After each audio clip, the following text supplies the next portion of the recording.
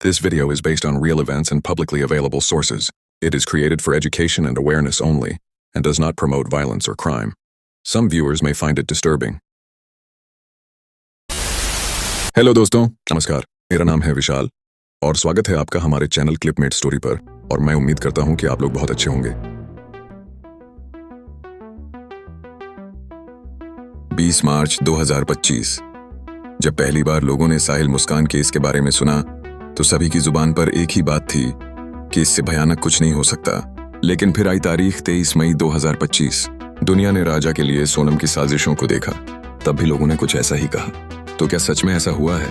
शायद नहीं, क्योंकि हम आपको जिस घटना की पूरी कहानी आज बताने जा रहे हैं वह इनसे भी कहीं ज्यादा भयानक है। इसमें रची गई साजिशें कल्पना से परे थीं। ऐसी साजिश की बड़ी से बड़ी क्राइम थ्रिलर फिल्म की स्क्रिप्ट भी फीकी पड़ जाए। हम बात कर रहे हैं ऐश्वर्या तेजेश्वर केस की, जिसने तेलंगाना और आंध्र प्रदेश में काफी सुर्खियां बटोरी हैं। यह वही केस है जहां मां और बेटी का एक ही लड़के से अफेयर था। सोनम राजा रघुवंशी केस से भी इस केस का लिंक है। इस कहानी के सबसे अहम किरदार का नाम है घंटा तेजेश्वर। यह तेलंगाना के जोगुलंबा गढ़वाल जिले के रहने वाले थे। तेजेश्वर की उम्र यही कोई 30 से 32 साल के आसपास थी। तेजेश्वर वैसे तो लाइसेंस होल्डर लैंड सर्वेयर थे, लेकिन इलाके में इनकी पहचान एक प्रोफेशनल डांस टीचर के तौर पर भी थी। तेजेश्वर के परिवार में इनके अलावा इनका एक जुड़वा भाई भी था, जिसका नाम तेजवर्धन था। तेजवर्धन की एक बहन भी है, जिसका नाम सुशीला है। इस परिवार की आर्थिक स्थिति शुरुआती समय में बहुत ज्यादा अच्छी नहीं थी, लेकिन जब से तेजेश्वर अमीन का काम करने लगा था, उसकी अच्छी कमाई होने लगी थी। इसके अलावा डांसिंग क्लास से भी इसकी ठीक ठाक इनकम होने लगी थी। यही वजह थी कि इसने लगभग 3 साल पहले यानी 2022 में अपने परिवार वालों के लिए एक बड़ा सा घर गंजीपेट इलाके में बनवाया था। तेजेश्वर की पहचान इलाके के ईमानदार अमीन के तौर पर थी। इस कारण इसके पास काम की कोई कमी नहीं थी। हमेशा की तरह 17 जून 2025 को भी कुछ लोग अपने जमीन की मापी के लिए तेजेश्वर से संपर्क करते हैं। सब कुछ तय होने के बाद तेजेश्वर अपना घरेलू काम निपटाकर सुबह के लगभग 8 बजे उन लोगों की बताई जगह पर जमीन का काम करने चले जाते हैं। इधर परिवार के दूसरे सदस्य भी अपने अपने काम में लग जाते हैं। अमूमन शाम ढलने से पहले तेजेश्वर अपना काम निपटाकर घर चला आता था, क्योंकि उन्हें डांस क्लासेस भी जाना पड़ता था। लेकिन 17 जून 2025 को वह समय पर घर नहीं आते हैं। परिवार वालों को लगता है कि शायद इन्हें कोई दूसरा काम आ गया होगा, इसलिए अब तक वापस नहीं लौटे हैं। इसीलिए किसी का ध्यान तेजेश्वर की ओर नहीं जाता है। जब थोड़ा अंधेरा छाने लगता है, तब तेजेश्वर के भाई तेजवर्धन उसे फोन करते हैं।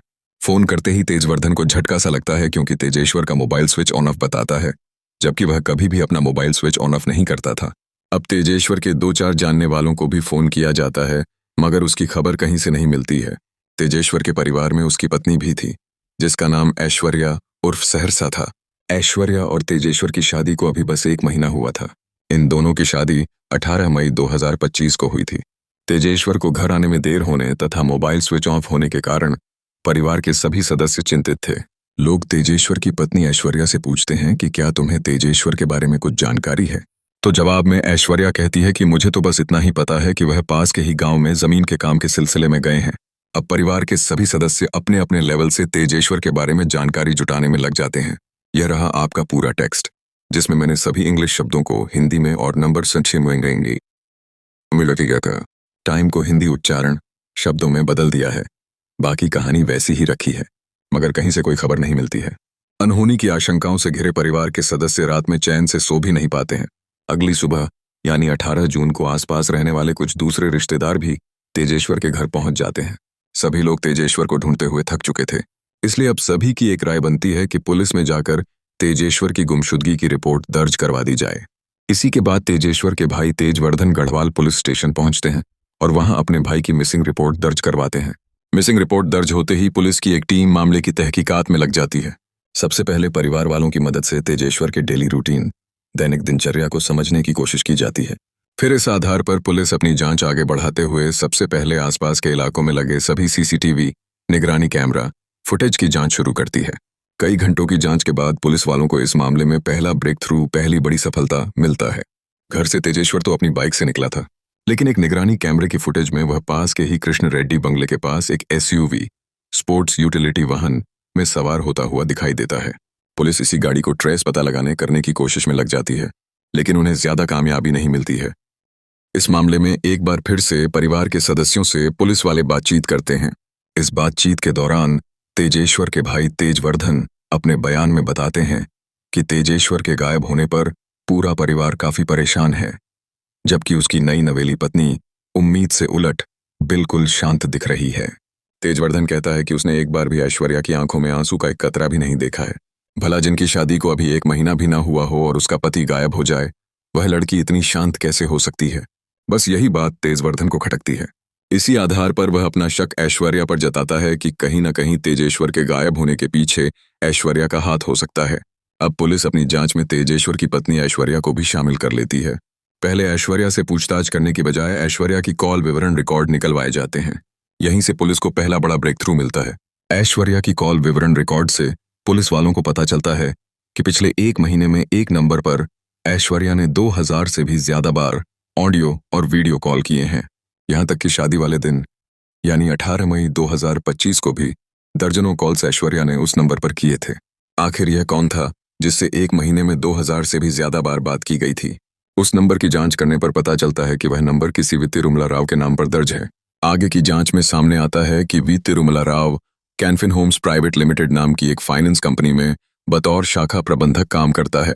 यहीं से शक ऐश्वर्या पर जाता है। पुलिस ऐश्वर्या से पूछताछ शुरू करती है। इस पूछताछ में ऐश्वर्या तिरुमला राव को अपना दोस्त बताती है। आगे की पूछताछ में वह पुलिस के सभी सवालों के जवाब देती रहती है। पुलिस को इस पूरी पूछताछ में 2000 कॉल्स के अलावा कुछ भी संदिग्ध नहीं लगता है। इस कारण ऐश्वर्या को छोड़ दिया जाता है। हालांकि उस पर कड़ी निगरानी रखी जाती है। इधर पुलिस की जांच चल रही होती है, दूसरी तरफ तेजेश्वर को भी ढूंढने में लगे रहते हैं। इस केस को सुलझाने में तेलंगाना पुलिस के अलावा अब आंध्र प्रदेश पुलिस की भी एक टीम लगी हुई थी। तेजेश्वर 17 जून को ही गायब हुआ था और अब तारीख बदलकर 20 जून हो चुकी थी। पुलिस तेजेश्वर के मोबाइल का आखिरी सिग्नल जांच करती है तो उसका अंतिम स्थान अरावली रोड पनियम घाट का मिलता है। अब इसी इलाके में खोज अभियान शुरू होता है। जांच के दौरान ही पुलिस को पनियम घाट रोड के जंगल से बदबू आने की सूचना मिलती है। तुरंत ही मौके पर पुलिस की एक टीम पहुंचती है। जंगल से एक सड़ी गली मृतदेह मिलती है। चेहरा बुरी तरह बिगड़ा हुआ था, पहचान करना भी मुश्किल हो गया था। हालांकि मृतदेह के अग्रभाग फोर आर्म पर एक टैटू बना हुआ था जिसमें अम्मा लिखा था। इस अम्मा लिखे टैटू के आधार पर उस सड़ी गली देह की पहचान तेजेश्वर के तौर पर हो जाती है। तुरंत ही उस मृतदेह को पोस्टमार्टम के लिए भेजा जाता है। पोस्टमार्टम रिपोर्ट से खुलासा होता है कि बड़ी ही बेरहमी से तेजेश्वर की हत्या की गई थी। उसके सिर पर किसी भारी चीज से जोरदार वार किया गया था। गला रेता गया था। पेट में कई जगह चाकू मारे गए थे। कागजी कार्यवाही के बाद तेजेश्वर का अंतिम संस्कार कर दिया जाता है। इधर पुलिस अब अपनी जांच में ऐश्वर्या को एक बार फिर से शामिल करते हुए उसका मोबाइल चेक करती है। मोबाइल से पुलिस को एक बड़ा ब्रेक थ्रू मिलता है। दरअसल अपने मोबाइल के जरिए ऐश्वर्या किसी जीपीएस स्थान निर्धारण प्रणाली को लगातार ट्रैक कर रही थी और उससे जुड़ी जानकारी व्हाट्सएप पर किसी को भेज रही थी। इसके अलावा कुछ ऐसे नंबर भी मिलते हैं जिन पर पिछले कुछ दिनों में ऐश्वर्या ने कई बार बातचीत की है। इतना कुछ सामने आने के बावजूद पुलिस वाले तुरंत ऐश्वर्या को गिरफ्तार करने की बजाय उसे खुला छोड़ते हैं ताकि उसके गतिविधियों के आधार पर इस खेल में शामिल और दूसरे लोगों को भी पकड़ा जा सके। पुलिस की यह चाल कामयाब होती भी नजर आती है। ऐश्वर्या लगातार वी तिरुमला राव से ही सबसे ज्यादा संपर्क कर रही थी। पुलिस वाले अपनी इन्वेस्टिगेशन का फोकस तिरुमला राव की तरफ करते हैं। तिरुमला की इन्वेस्टिगेशन से पता चलता है कि इसने तेजेश्वर के गायब होने से पहले किसी व्यक्ति को 800 दिए थे। फिर तेजेश्वर के गायब होने के बाद उसने अलग अलग समय पर कुल 3 लाख के आसपास दिए हैं। इतना ही नहीं, उसने हाल ही में 10 लाख का एक लोन भी अपनी कंपनी से लिया था। 24 से 25 जून के आसपास तिरुमला राव लोन अमाउंट का एक बड़ा हिस्सा कैश में विड्रॉ करता है। 26 जून 2025 को पुलिस वालों को खबर मिलती है कि तिरुमला राव अपने घर से कहीं बाहर निकलने की तैयारी कर रहा है। उसके रूट पर पुलिस वालों को चौकन्ना कर दिया जाता है। जैसे ही सुबह के लगभग 5 बजे तिरुमला राव तेलंगाना आंध्र प्रदेश के पुल्लुलरू इंट्रस्ट टोल प्लाजा पर पहुंचता है, पुलिस वाले उसे हिरासत में ले लेते हैं। हिरासत में लेने के बाद तिरुमला राव से पूछताछ शुरू होती है और उसके दिए गए बयान के आधार पर 26 जून 2025 को ही तेजेश्वर की पत्नी ऐश्वर्या को भी गिरफ्तार कर लिया जाता है। इन दोनों से पूछताछ शुरू होती है। दोनों ही तेजेश्वर के गायब होने के पीछे अपना हाथ होने से इनकार करते रहते हैं, लेकिन जैसे जैसे पुलिस वाले अपने तरीकों से पूछताछ शुरू करते हैं, दोनों की चालाकी पीछे छूटने लगती है। एक हिला देने वाली सच्चाई से सभी का सामना होता है। खुलासे के मुताबिक जिस कंपनी में तिरुमला राव ब्रांच मैनेजर था, इस ब्रांच में ऐश्वर्या एक मामूली जॉब किया करती थी। इसी ब्रांच में काम करते हुए ऐश्वर्या और तिरुमला राव की नजदीकियां बढ़ती हैं और दोनों एक दूसरे को पसंद करने लगते हैं, काफी करीब भी आ जाते हैं। लेकिन इन दोनों के प्यार में एंट्री हो जाती है ऐश्वर्या की मां सुजाता की। जिस ब्रांच में ऐश्वर्या अभी काम कर रही थी, वहां कभी ऐश्वर्या की मां सुजाता काम किया करती थी। और जिस तरह ऐश्वर्या ब्रांच मैनेजर तिरुमला राव के प्यार में पागल थी, उसी तरह कभी सुजाता भी तिरुमला राव के ही प्यार में पागल थी। यानी कि माँ और बेटी दोनों एक ही ब्रांच मैनेजर के प्यार में थे, जबकि राव पहले से ही शादीशुदा था। यह रहा आपका टेक्स्ट, सिर्फ नंबर्स को हिंदी उच्चारण में और अंग्रेजी शब्दों को हिंदी में बदलकर। तिरुमला राव के जीवन में जब ऐश्वर्या की एंट्री हो जाती है, तो वह सुजाता को भाव देना कम कर देता है। यही बात सुजाता को चुभ जाती है, और जब सुजाता को अपनी बेटी और अपने लवर के बारे में पता चलता है, तो वह गुस्से से आग बबूला हो जाती है। ऐश्वर्या को वह अपने स्तर से धमकाने लगती है और अपने लवर यानी तिरुमला राव से दूर रहने को कहती है। इतना ही नहीं, वह ऐश्वर्या की मर्जी के खिलाफ जाते हुए उसकी शादी कहीं और यानी तेजेश्वर के साथ तय कर देती है। अपनी मां के दबाव में ऐश्वर्या तेजेश्वर के साथ शादी के लिए ना चाहते हुए भी राजी हो जाती है। पहले तो इन दोनों की सगाई दिसंबर 2025 में हो जाती है, और इस समय तय किया जाता है कि 13 फरवरी 2025 को ऐश्वर्या और तेजेश्वर की शादी होगी। लेकिन शादी के ठीक एक सप्ताह पहले ऐश्वर्या घर से लापता हो जाती है। शादी का दिन भी ऐश्वर्या के इंतजार में ही खत्म हो जाता है। इस तरह तेजेश्वर और ऐश्वर्या की शादी नहीं हो पाती है। ऐश्वर्या भागकर कहाँ जाती है, इसकी जानकारी आमतौर से लोगों को नहीं हो पाती है। हालांकि कुछ लोग कयास लगाते हैं कि वह अपने प्रेमी तिरुमला राव के साथ भाग गई है, लेकिन एक सप्ताह गायब रहने के बाद अचानक से वह परिवार वालों के पास वापस लौट आती है। इतना ही नहीं, वह तेजेश्वर से एक बार फिर से फोन के माध्यम से संपर्क करती है और उसे फिर से शादी के लिए राजी करने का प्रयास करती है। तेजेश्वर तुरंत इस शादी के लिए मना कर देता है। जवाब में ऐश्वर्या कहती है कि वह किसी लड़के के साथ नहीं भागी थी, बल्कि उसकी माँ शादी में दहेज लेने के लिए पैसे नहीं जुटा पाई थी। वह बहुत ज्यादा परेशान हो गई थी। माँ की परेशानी मुझसे देखी नहीं गई, इस कारण मैं घर छोड़कर चली गई थी, ताकि माँ पैसों के लिए परेशान ना हो और यह शादी टल जाए। तेजेश्वर ऐश्वर्या की बातों में आकर अपने परिवार वालों से फिर से ऐश्वर्या से शादी करने की बात करता है। परिवार वाले फिर से ऐश्वर्या को अपनी बहू बनाने से मना कर देते हैं। यहाँ तक कि तेजेश्वर का भाई तेजवर्धन कहता है कि मैंने अपने स्तर से भी पता किया था, तो मुझे पता चला कि ऐश्वर्या अपने किसी सहेली के यहाँ नहीं गई थी, बल्कि वह अपने प्रेमी तिरुमला राव के साथ भाग गई थी। हम उसके साथ तुम्हारी शादी नहीं कर सकते हैं। कुल मिलाकर परिवार वाले हर तरीके से इस शादी का विरोध करते हैं, लेकिन तेजेश्वर ऐश्वर्या से ही शादी करने की जिद पर अड़ा रहता है। थक हारकर परिवार वाले इस शादी के लिए राजी हो जाते हैं। शादी की नई तारीख 18 मई 2025 रखी जाती है। शादी की तारीख तय होने के बाद ऐश्वर्या और तेजेश्वर की फोन पर खूब बातचीत होने लगती है। ऐश्वर्या तेजेश्वर को पूरी तरीके से अपने भरोसे में ले लेती है। फिर वह दिन भी आ जाता है जब इन दोनों की शादी हो जाती है। 18 मई 2025 को बिचपुल्ली के अंजनेय मंदिर में दोनों एक दूजे के हो जाते हैं। यह शादी असल में एक धोखा थी। ऐश्वर्या तिरुमला राव से कहती है कि अगर माँ की मर्जी से शादी नहीं करती हूँ तो वह मेरी शादी तुमसे नहीं होने देगी, इसलिए मैं पहले माँ की मर्जी से शादी कर लेती हूँ। फिर जिससे हमारी शादी होगी उसे अपने रास्ते से हटाकर हम दोनों एक हो जाएंगे। यह तय होने के बाद ऐश्वर्या तेजेश्वर से शादी कर लेती है। शादी होते ही ऐश्वर्या तिरुमला राव के साथ मिलकर तेजेश्वर को अपने रास्ते से हटाने के तरीकों पर काम करने लगती है। यह वह समय था जब देश में सोनम रघुवंशी और राजा रघुवंशी का केस छाया हुआ था। मीडिया में दिन रात यही चर्चा हो रहा था। ऐश्वर्या और तेजेश्वर तक भी यह खबर पहुंचती है। दोनों को सोनम का राजा रघुवंशी को ठिकाने लगाने का प्लान पसंद आता है। इसी प्लान के आधार पर ऐश्वर्या और राव तय करते हैं कि वह भी तेजेश्वर को इसी तरीके से अपने रास्ते से हटा देंगे और फिर एक हो जाएंगे। पुलिस की रिपोर्ट्स के मुताबिक इसी के बाद ऐश्वर्या और तिरुमला राव एक दो नहीं बल्कि कई बार सोनम और राजा रघुवंशी से जुड़ी रिपोर्ट्स देखते और पढ़ते हैं। फिर आपस में दोनों फोन पर उन अपडेट्स पर चर्चा करते हैं कि किन कारणों से सोनम का प्लान फेल हुआ और वह पकड़ी गई।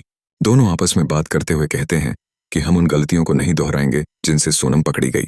आपस में सब कुछ तय कर लेने के बाद तिरुमला राव तेजेश्वर को खत्म करने के लिए कॉन्ट्रैक्ट किलर्स की व्यवस्था करने में लग जाता है।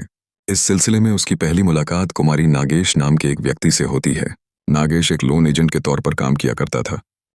तिरुमला राव नागेश से कहता है कि मैं ऐश्वर्या से प्यार करता हूँ, लेकिन उसकी शादी तेजेश्वर से हो गई है। अब तुम्हें तेजेश्वर को रास्ते से हटाना है। इसके बदले में तुम्हें 3.5 लाख दूंगा। नागेश ये काम करने के लिए तैयार हो जाता है। वह इस प्लान में चकाली परशुरामुडू तथा चकाली राजू नाम के 2 और व्यक्तियों को शामिल कर लेता है। तिरुमला राव एडवांस के तौर पर नागेश को 500 भी देता है ताकि वह इस काम के लिए जरूरी सामान इकट्ठा कर सके। ऐश्वर्या भी इस प्लान में शामिल थी, इसलिए वह अपने पति के हर मूवमेंट के बारे में किलर्स को जानकारी देती रहती है। इन जानकारी के आधार पर 17 जून से पहले भी 1-2 नहीं बल्कि 5 बार तेजेश्वर को खत्म करने की कोशिश की जाती है, लेकिन हर बार तेजेश्वर भाग्य के सहारे बचने में कामयाब रहता है। जब 5 बार तेजेश्वर को मारने का प्लान फेल हो जाता है, तब ऐश्वर्या तेजेश्वर का सटीक लोकेशन पता करने के लिए चुपके से तेजेश्वर के पड़ोस में रहने वाले मोहन नाम के एक व्यक्ति की मदद से जीपीएस ट्रैकर तेजेश्वर की बाइक में चिपका देती है। इतना ही नहीं, तेजेश्वर की मूवमेंट्स की जानकारी देते रहने के बदले मोहन को भी 500 दिए जाते हैं। यहाँ पर ऐश्वर्या और तिरुमला राव नए सिरे से साजिश बनाते हैं और किलर्स को आइडिया देते हैं कि तुम ऐसे तेजेश्वर को नहीं मार पाओगे, इसलिए तुम उसे जमीन की पैमाइश करवाने के बहाने बुलवाओ, फिर उसे आराम से सन्नाटे में ले जाकर मार देना, उसकी बॉडी को दफना देना। इसी के बाद नागेश खुद को प्रॉपर्टी डीलर बताते हुए तेजेश्वर को फोन करता है और अपने जमीन की पैमाइश करवाने की बात करता है। सभी बातें होने के बाद 17 जून को तेजेश्वर अपने काम के लिए जाने को तैयार हो जाता है। घर से तो तेजेश्वर अपनी बाइक से निकला था, लेकिन किलर्स किराए की कार लेकर आते हैं और कहते हैं कि हमें दूर जाना है, इसलिए बाइक छोड़कर तुम हमारे साथ गाड़ी में बैठ जाओ। तेजेश्वर उन लोगों के साथ गाड़ी में अगली सीट पर बैठ जाता है। पीछे की सीट पर 2 और लोग बैठे हुए थे जो नागेश के साथ ही थे। यह लोग जैसे ही सन्नाटे में पहुंचते हैं, अचानक पीछे बैठा व्यक्ति एक जोरदार वार तेजेश्वर के सर पर करता है। तेजेश्वर संभल पाता, उससे पहले ही दूसरा व्यक्ति चाकुओं से तेजेश्वर का गला काट देता है। इतना ही नहीं, तेजेश्वर के पेट में भी चाकू मारा जाता है। जब तेजेश्वर की जान निकल जाती है, तब यह लोग उसकी लाश को लेकर प्लान के मुताबिक एक सुनसान इलाके में दफनाने चले जाते हैं, लेकिन वहां पर उन्हें भीड़ नजर आती है। लोगों की भीड़ और चहल पहल के कारण दफनाने का मौका इन लोगों को नहीं मिल पाता है, इसलिए मजबूरी में ये लोग शव को एक नहर किनारे जंगल में फेंक देते हैं, जबकि तेजेश्वर के मोबाइल और उसके सामान को कृष्णा नदी में फेंक दिया जाता है। शव को ठिकाने लगाने से पहले यह लोग वीडियो के माध्यम से राव को लाश भी दिखाते हैं। इसी के बाद बाकी पैसा किलर्स को मिलता है। कुछ रिपोर्ट्स के मुताबिक राव खुद आकर लाश देखता है। पुलिस के सामने ऐश्वर्या और तिरुमला राव के कबूलनामे के बाद पुलिस की एक टीम बाकी आरोपियों की तलाश में निकल जाती है। इस मामले में अगली बड़ी गिरफ्तारी ऐश्वर्या की मां सुजाता की होती है। दरअसल ऐश्वर्या के प्लान के बारे में सुजाता को जानकारी हो गई थी। सुजाता ने केवल समाज का मुंह बंद करने के लिए अपनी बेटी की शादी तेजेश्वर से करवाई थी। सुजाता अपनी बेटी को छूट दे देती हैं कि तेजेश्वर से पीछा छुड़ाकर वह अपनी मां के प्यार यानी तिरुमला राव से शादी कर ले। इस मामले में अगली गिरफ्तारी तिरुमला राव के पिता तिरुपतैया राव की होती है। बेटे की गलती सामने आने के बाद यह पुलिस को जानकारी देने की बजाय बेटे को बचाने की कोशिश में लग जाते हैं और उसे भगाने में मदद भी करते हैं। राव अपने घर से लद्दाख भागने के लिए निकला था। यही वजह थी कि उसने पहले से ही लद्दाख की टिकट और 20 लाख नकद जमा कर लिए थे। उसका प्लान था कि मामला शांत होने के बाद ऐश्वर्या को भी अपने साथ बुला लेगा, लेकिन पहले ही वह पुलिस के हाथों चढ़ गया। 27 तारीख को पुलिस सर्च ऑपरेशन के दौरान तेलंगाना छोड़कर भाग रहे नागेश और उसके 2 अन्य साथियों को भी गिरफ्तार कर लेती है, जिन्होंने तेजेश्वर की हत्या की थी। अगली गिरफ्तारी तेजेश्वर के पड़ोसी और ऐश्वर्या के खबरी मोहन की होती है। इसी ने तेजेश्वर की बाइक पर चुपके से जीपीएस ट्रैकर लगाया था और तेजेश्वर की हर हरकत की जानकारी ऐश्वर्या को देता था। कुल मिलाकर अब तक इस मामले में 8 लोगों की गिरफ्तारी हो चुकी है। सभी आरोपी सलाखों के पीछे हैं। इस मामले में अब तक पुलिस इन्वेस्टिगेशन चल रही है। पुलिस अपनी इन्वेस्टिगेशन के दौरान न सिर्फ सभी आरोपियों के बयान दर्ज करती है, बल्कि उनके पास से तेजेश्वर की हत्या में इस्तेमाल हुआ चाकू, दूसरे हथियार, कार, खून से सने कपड़े, सीसीटीवी फुटेज इत्यादि समेत कई अहम सबूत जमा कर चुकी है। पुलिस की इन्वेस्टिगेशन के दौरान तिरुमला राव के घर से एक वॉइस चेंजर डिवाइस भी मिलती है। इसी के इस्तेमाल करके तिरुमला राव शादी के बाद भी लगातार ऐश्वर्या से बात किया करता था। दरअसल इस डिवाइस की मदद से तिरुमला की आवाज दूसरी तरफ लड़की की आवाज की तरह सुनाई देती थी। यही वजह थी कि ऐश्वर्या घंटों तक मोबाइल पर बात करती रहती थी। तब भी तेजेश्वर या परिवार के दूसरे सदस्य पूछते थे कि तुम किससे इतनी ज्यादा बात कर रही हो, तो जवाब में ऐश्वर्या तुरंत उन्हें स्पीकर ऑन करके सुना देती थी कि वह अपनी सहेली से बात कर रही है। इस तरह वॉइस चेंजर डिवाइस की मदद से ऐश्वर्या लगातार धोखा देकर बात करती रहती है।